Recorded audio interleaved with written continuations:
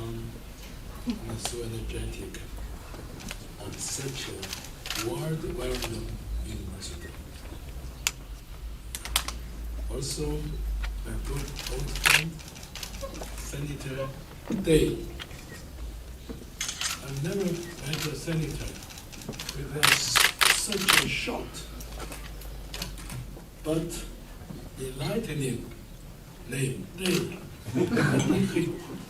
Parents choose the name maybe from Shakespeare's poem, Sonnet 18. Shall I compare thee to a summer day? More length and more temperate. Also, the good old young friend, Senator Graham, who's a good old friend. Both of us were once ministers of foreign affairs. However, official titles sometimes have a pretty short life. No matter how high ranking you are, your title will become something formal, just like a former president, a former senator, a former minister, and a former ambassador, and so forth. But we have just discussed and agreed upon one thing, that is, only friends will never retire.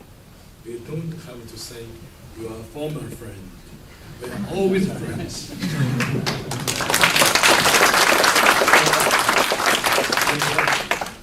Excellencies, ambassadors from so many friendly countries. I've checked with the list. I've been to all of your countries. And I'm so happy to see you here in the big village, Canada. Because according to my etymology professor, who was from the UK and from Oxford University, told me that every name has a meaning. And he said, never say that it's real name, got no meaning. It's always true that every name of a place, every name of a person, have an original meaning. And I found that so many ambassadors in countries with very good meanings and so forth. And above all, dear young friends, I'm so happy to be back to university. After I left the university some 51 years ago, so I joined the Foreign Service in July 1934. And in the past 51 years, I spent 43 years in government diplomacy, 5 years in parliamentarian diplomacy, and nearly 3 years in non-governmental or public diplomacy. In these 51 years, I have been to 186 countries around the world, and have the following discoveries which I want to share with all my young friends, and to let the leaders of the university and the government to make comments or criticism of my following discoveries. 1, love your motherland. Just as all of us have one mother, we have one motherland, without which we will not have ourselves living or working or studying in the world. Take myself, for example. I was born in a very poor village in East China. when the Japanese invaders occupied my village and hundreds of villages around my village. So in those dark days, I had never seen a primary school. I had never seen a doctor. I had never seen a hospital or a theater or a cinema. Only after New China was founded in 1949, when I was 10 years old, there was a primary school set up in my home village. Then I had a chance to go to learn the very basic things. Nowadays, children at the age of 5 or 6 had already started to learn. So my discovery is that if you don't have a strong motherland, you will not be happy, and you have no future. I believe you young people, most of you Canadians, youngsters, are very happy. You are living in such a big country. Your motherland, and so far as land mass is concerned, is the second largest country, much bigger than China, and much bigger than your great neighbor, the United States of America. So you have a reason to be proud of being a Canadian citizen. And this country has, nourished so many heroic and great people, or even giants. I've just come back from a visit to my home province and to a province of North China, where there were very famous and heroic base fighting Japanese aggression from 1931 to 1945. And during that very tough and hard struggle, one great hero from Canada came to help us in 1938. However, he passed away, gave up his life for China's resistance to the Japanese aggression. 1.5 years later, in 1939, this great Canadian is Dr. Norman Bethune. From my childhood, I started to respect him and even worship him as a great hero, a great Canadian, and a great citizen of the whole world. In North China today, there is still a hospital named after him, called Dr. Bethune International Hospital. So, you young friends have another reason to be proud to be a Canadian. You have such great country fellows like Dr. Norman Bethune. I've just went to the province where he gave up his life for the Chinese people's liberation cause.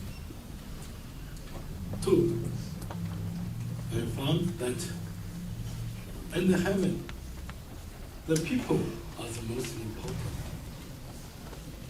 So my belief, our faith is long live the people. Work for the people is the source of happiness of one's life. New China's second foreign minister was Marshal Chen Yi, who was really a poet and a great diplomat. he wrote one 4-line poem, which is one of the very, very few poems I can still recite. This poem goes like this. Are there human beings on the Mars? Are there human beings on the moon? There are people on Earth. Hence, the Earth is the most precious. I believe this is true. The people are the most important. And we have to remember the people are like our mothers. We have always to respect them and to study for them, and after graduation, to work for them. Our President Xi Jinping said, when he was first elected General Secretary of the Central Committee, that the people's aspiration for a better life is what we are working for. And this is now also my motto of life and work. 3, among all the things, peace is very precious. We want to develop ourselves. We want to have a happy life. And the most important thing for this is to have world peace. I've just come back from Europe, where I discussed the history of the 2 world wars. Both of them occurred from Europe. The First World War involved some 18 countries and caused deaths and wounds of more than 18 million people. The Second World War was even worse. It involved some 60 countries and caused 3 billion people's deaths and wounds. More than half of them were Chinese, white country fellows. So we should know peace. And we should work together to maintain world peace. In September the 3rd this year, in China, we had a very big gathering to remember, to commemorate the 70th anniversary of the victory of the world people's anti-fascist war and the victory of China's anti-Japanese aggression war. We are very happy that so many countries' leaders were present in Beijing on that occasion. And we are very happy that so many people in the world still remember that very important day. On that occasion, President Xi Jinping made a wonderful remark. At the end of it, he shouted with emotion, "Justice will win, peace will win, and the people will win." I was so moved at that moment.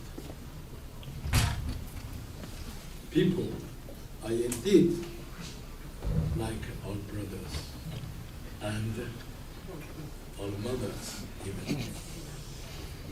During my trips to the 180 more countries, the first question upon my arrival used to be, what sort of contributions your country has made to mankind, or to mankind's civilization?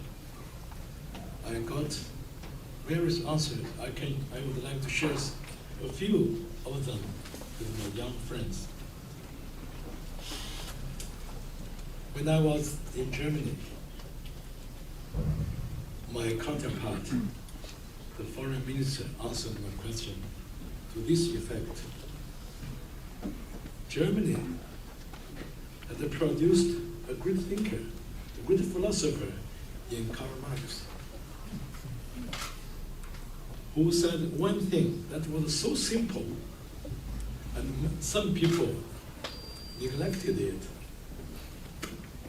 Marx had said, well, even no matter how high ranking you are as a bureaucrat or as a civil servant, you have one thing in common with others. That is, you have to eat. You need food. And the food was produced by the farmers and the peasants. So never despise peasants or farmers. One should respect them. You continue to say that no matter how highly educated you are, you also have that thing in common. That is, you have to eat. You have to respect those people who produce grain, vegetables, and meat, and so on and so forth. In Ethiopia, one of the very few countries with the longest history in Africa, I asked the same question, and my counterpart, the Ethiopian foreign minister, answered, well, look at what you are drinking now. We were talking and drinking coffee. Then the foreign minister said, coffee was first discovered or invented by the peasants who worked in the farmland together with their monkeys, with their donkeys. And they have found that the donkeys, after eating some leaves of some bushes, they became excited. They worked even better. And when they want to taste the leaves of the bush trees, the taste was not that good. It was quite bitter. But you would boil the water into it, and then they drink the water. When you cool it down a little bit, it was wonderful. It was very inspiring. And that was the discovery of coffee. Coffee. So what you drink, you enjoy drinking, is also a discovery by the working, by the laboring people. When I was in Finland for the first time, the same question was asked. And my Finnish counterpart, the foreign minister, answered, well, look at what you're wearing, your tie. That was invented by the poor fishermen in ancient times. In Finland, it was so cold, for it was even further to the north than what we are here. But the poor fishermen still had to go fishing, even in cold winter days. And in order to protect their necks, they have discovered that to wear something around the neck is useful. And that is the beginning of discovering and making ties. So when you want to look gentle and wear a tie, never forget this was a discovery by the poor fishermen in northern Europe in ancient times. I was playing. When I was first in Italy, I asked the same question, and my counterpart answered, quite to my surprise. They told me that before the Renaissance movement, or even before the Middle Ages, there was one restaurant which had very good business. They had many guests to go there for dining. The waiters and the waitresses, well, in order to appear more handsome than they are, served their guests walking on the tips of on the toes of their feet. So this way, they have discovered that this become very good looking, quite elegant, smart, dancing. That is the beginning of ballet. Nowadays, so many young people believe that ballet is one of the most elegant artistic performances. They should not forget that the intellectual property belongs to the ancient restaurant waiters and waitresses. We should respect their work and living. When I first visited Scotland of the UK, my counterpart answered my question again to my surprise. I learned as a student that Scotland produced quite a few great poets, novelists, and men of letters and so forth. So I thought I might say they are proud of the great poet, many of them. But they did not mention that. They said, on the herdsman discovered a new item of sports. The land there was not fertile as the land in Ottawa, in Canada, so to grow crops alone could not produce enough to feed so many of their families.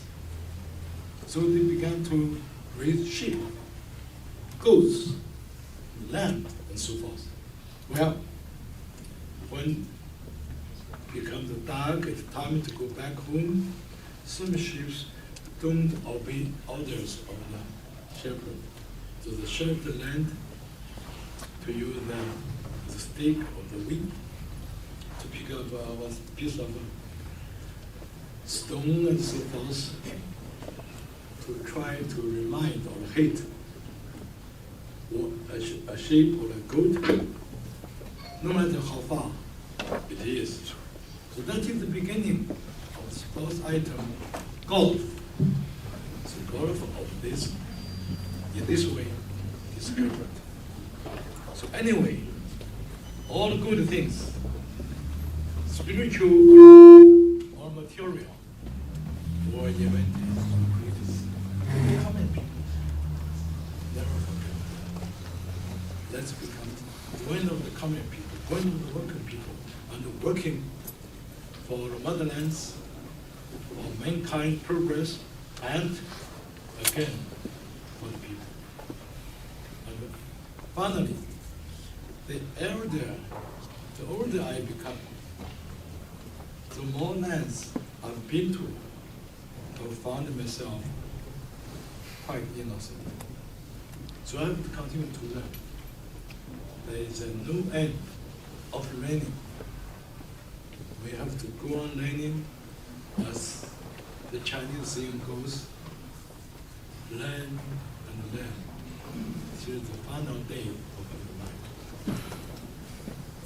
For example, when I was in India, I discovered that the Indian people had a lot of things contributing to mankind.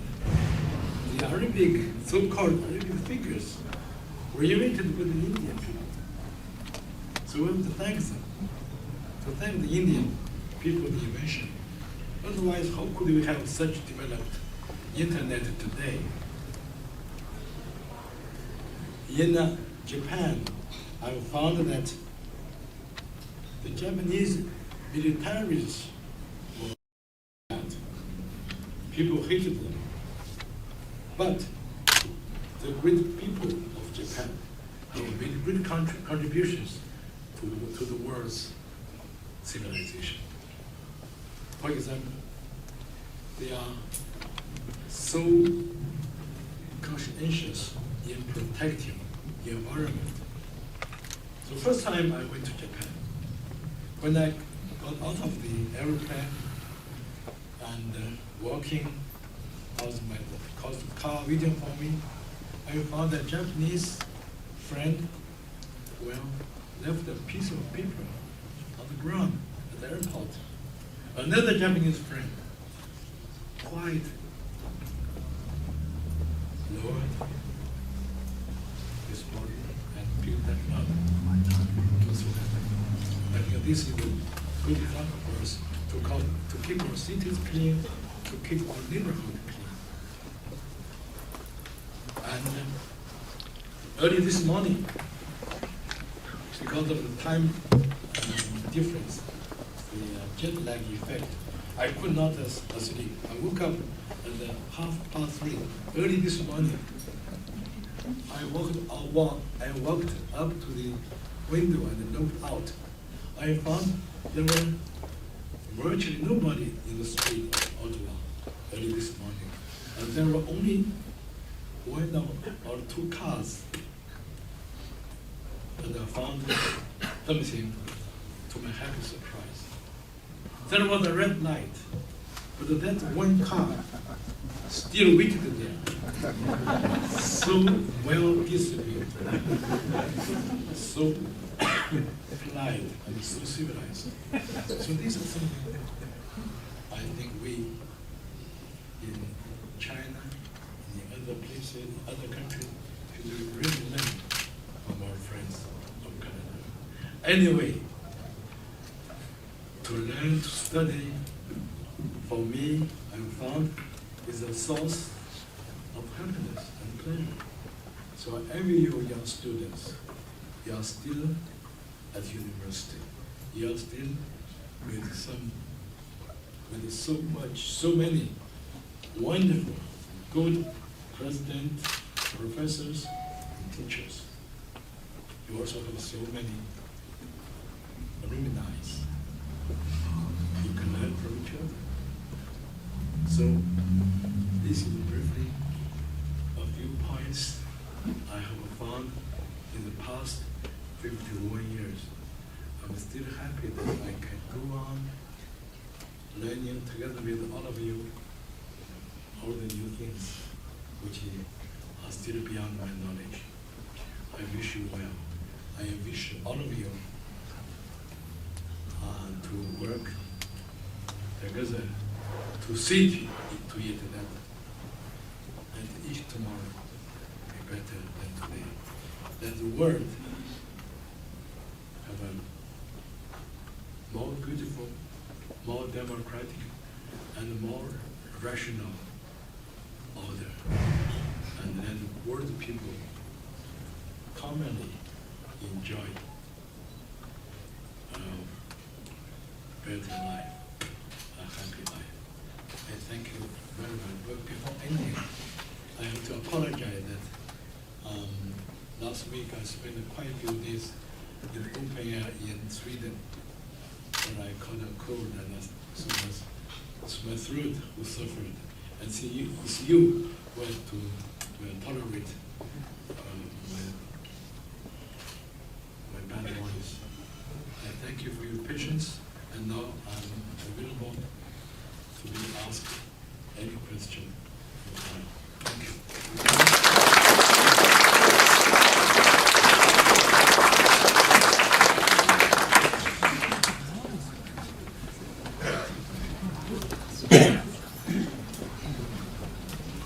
Good afternoon, distinguished guests, ladies and gentlemen. My name is Vinay Rajpaksa. I'm the Vice President for Research and International of Carleton University. So it's my great pleasure actually to thank Mr. Liu for such an interesting speech. And he shared us actually his all going back to his childhood and his experience as a foreign affairs, his travel and so on. And I think the most important things that he mentioned was about the importance of people. And at the end of the day, it's actually the people that matters a lot, and also the common person. And the other message he gave to us was about the world peace and how important that, and also in terms of learning. I think, coming to a university, I think you have really reinforced our role in terms of learning and talking to the young people about the importance of, learning for the entire life, and you demonstrated those very well. And also you told us a very interesting story about discipline. So thank you very much for sharing your experience with us, and it has been a wonderful pleasure to listen to you. So I ask the audience to join with me to actually thank Mr. Lee in the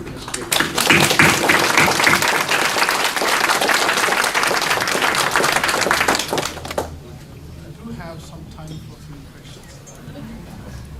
Yes, Mr. Ambassador, one of our former students, I think, is a colleague of yours, Mr. Lee Shu. Yes. And he's a graduate of this university. And so since he graduated from this university, can you tell the other students maybe some of the things that he learned here that helped you with these skills? Good, thank you.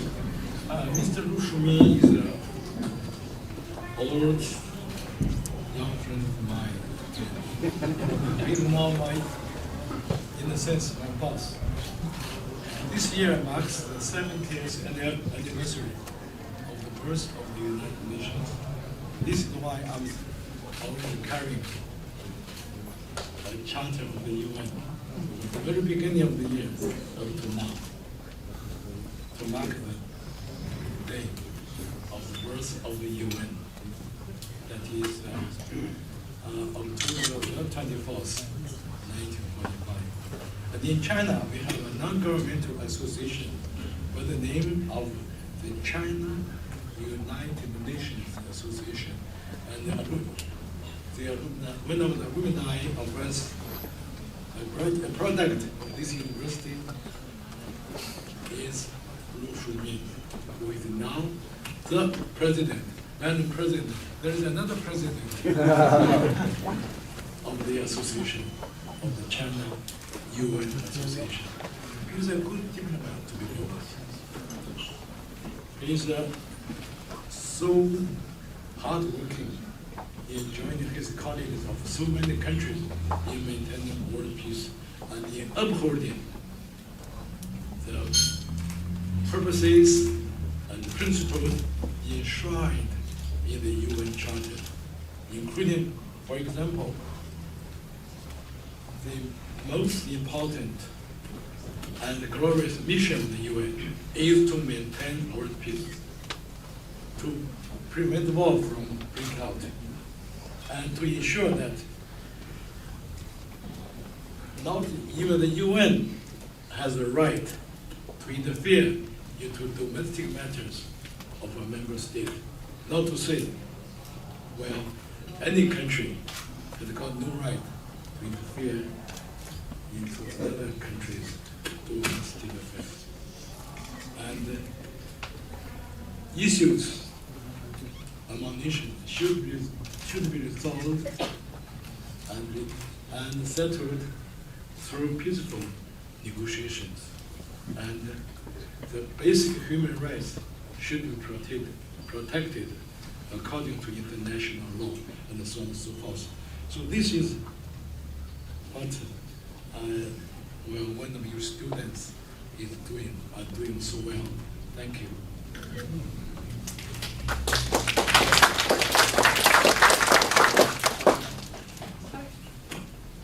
Hi, Mr. Lee. So I have a question. So recently,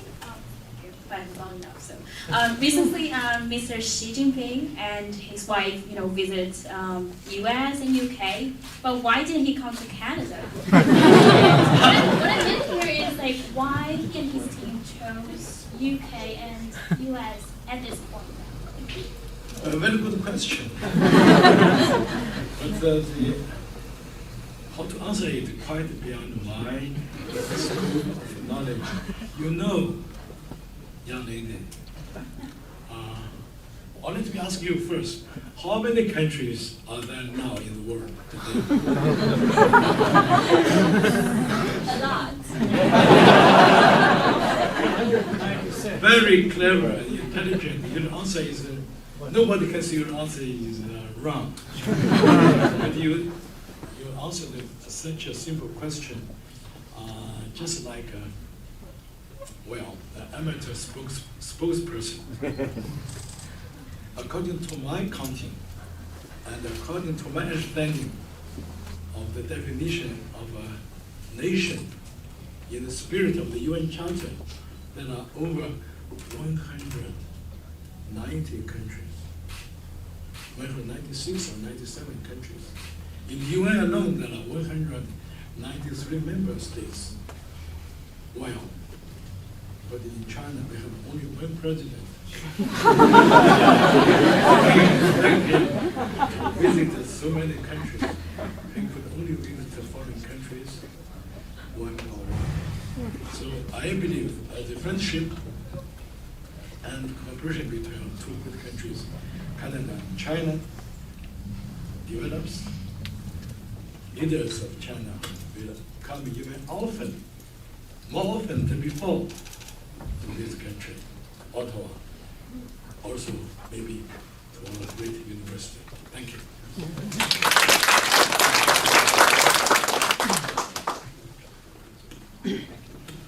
I think I can answer that question from the lady there, because you got asked Mr. former Prime Minister Stephen Harper why he's busy with his campaign of the federal election. So I'm a third-year international relations student here in Carleton University. I got a question for you, Mr. Lee. What's your major? Yeah, it's my major. Yeah, so.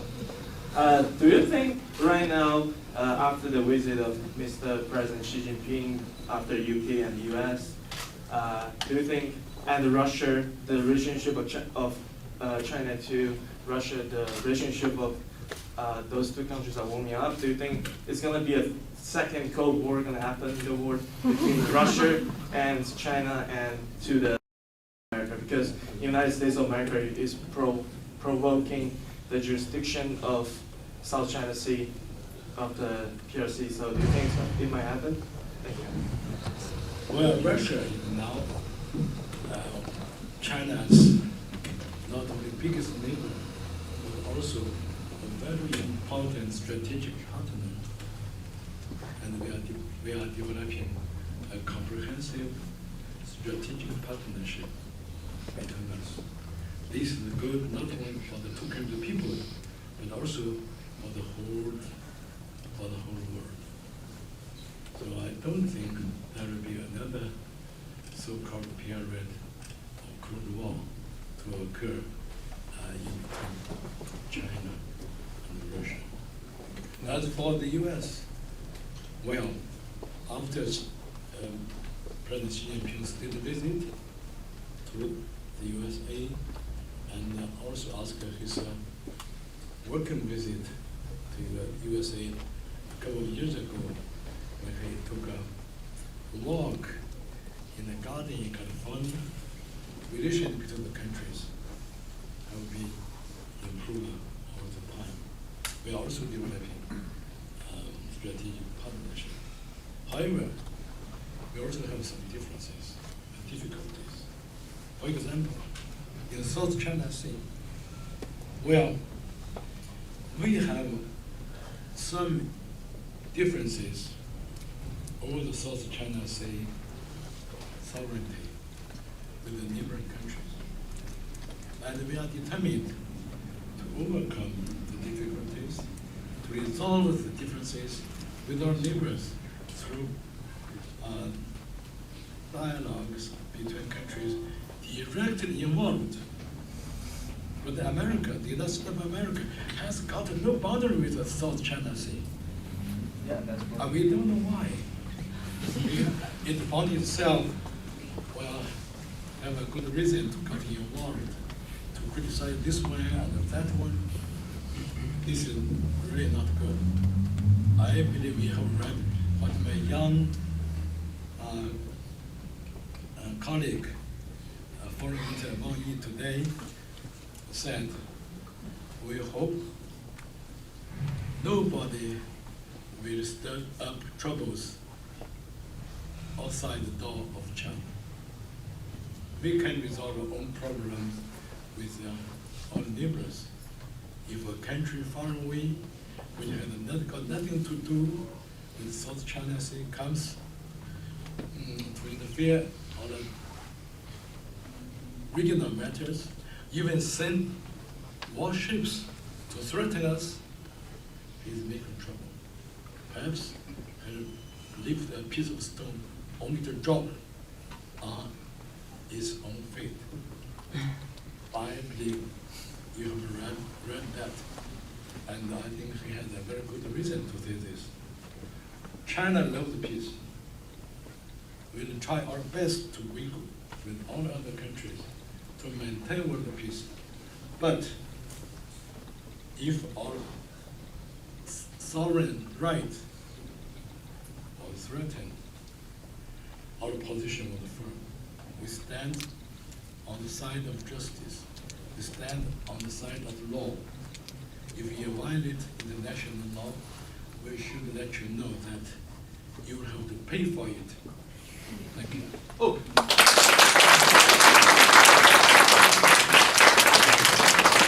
One more question, so. Oh, the single.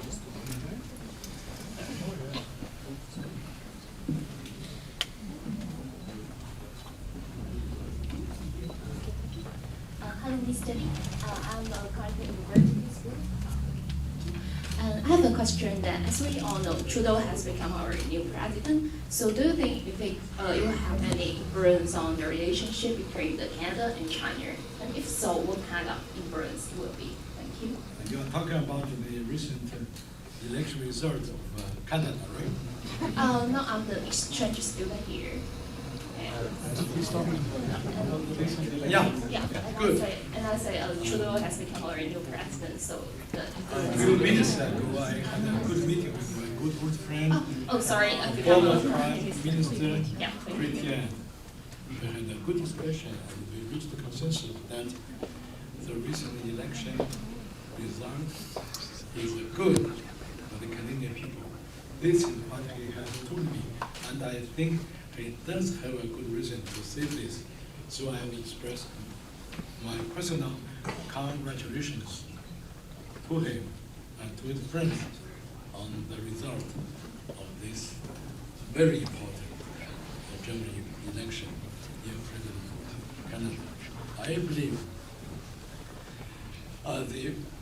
the former Trudeau, well, decided to recognize New China in 1970.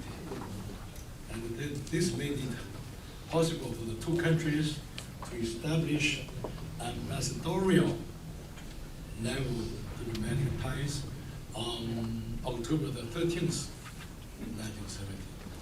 I believe the new Trudeau administration will work on that basis even more for furthering the development, the advancement of the friendship between two peoples and for the mutual beneficial cooperation in various spheres of our two great countries. The presence of so many Chinese faces is a good example. There are now so many Chinese students in Canada, and so many Canadian young people studying in China. And I've just learned that under the presidency of Dr. Grant, you have this college, this university, as Canada's best Confucius Institute. I'm so happy of that, partly because I'm not only an ordinary Chinese old guy, I'm also a country fellow of Confucius, though I've never met him. He's much older than I am, 551 years before Christ. So thank you for asking me this question. Or maybe another one? Yeah, sure. A final one, yeah. Yeah, I can. So what's the reason?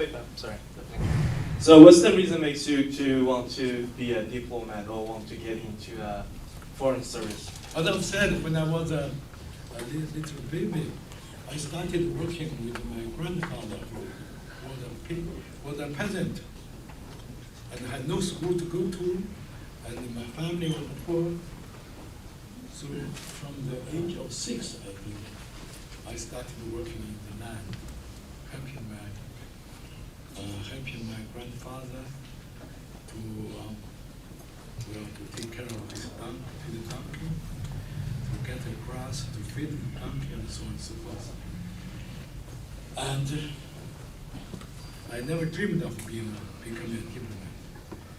Now you think people are talking about dreams in America, in Canada, or in China.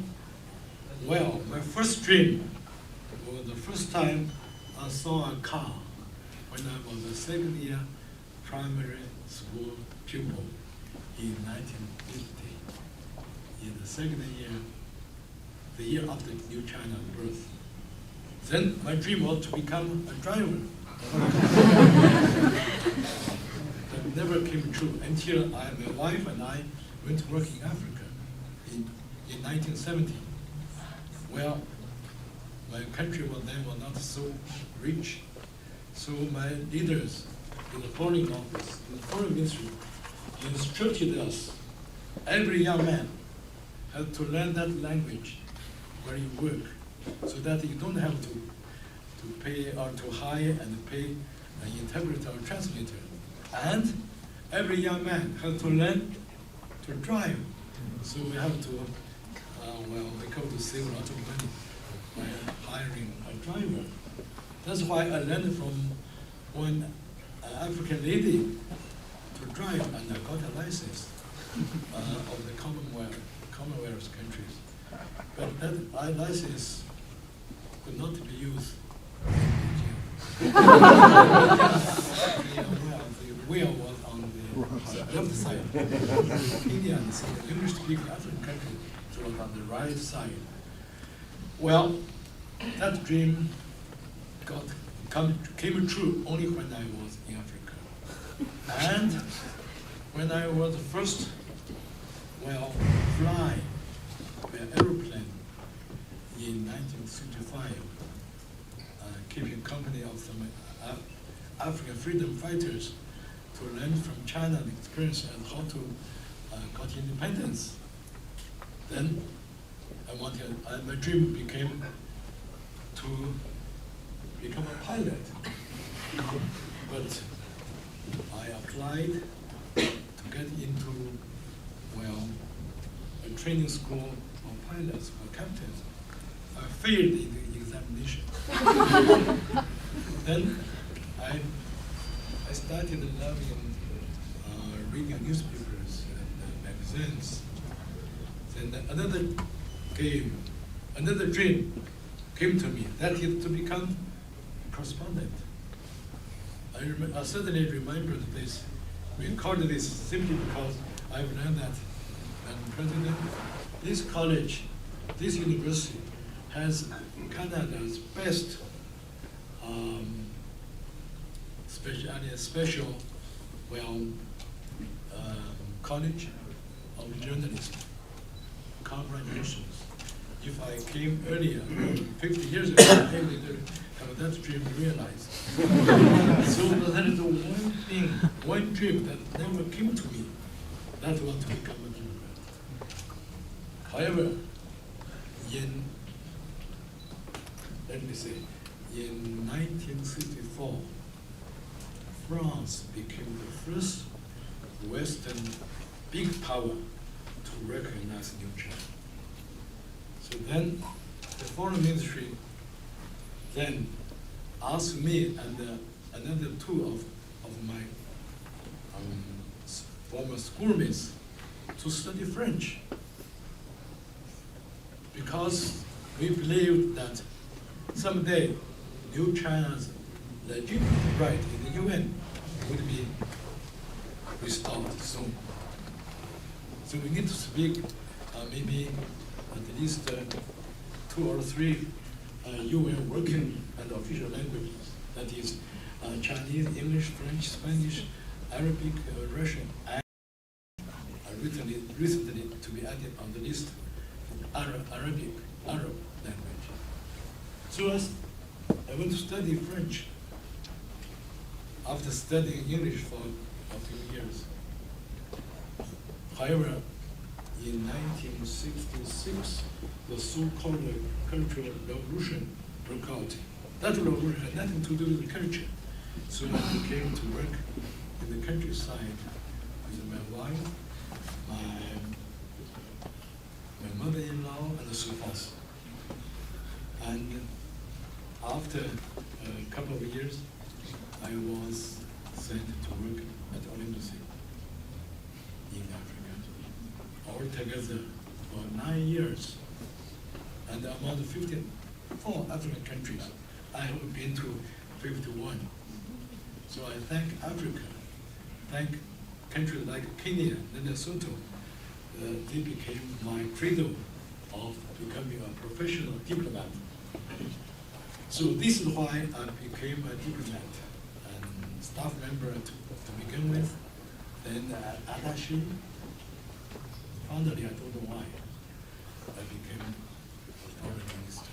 Thank you very much for your time.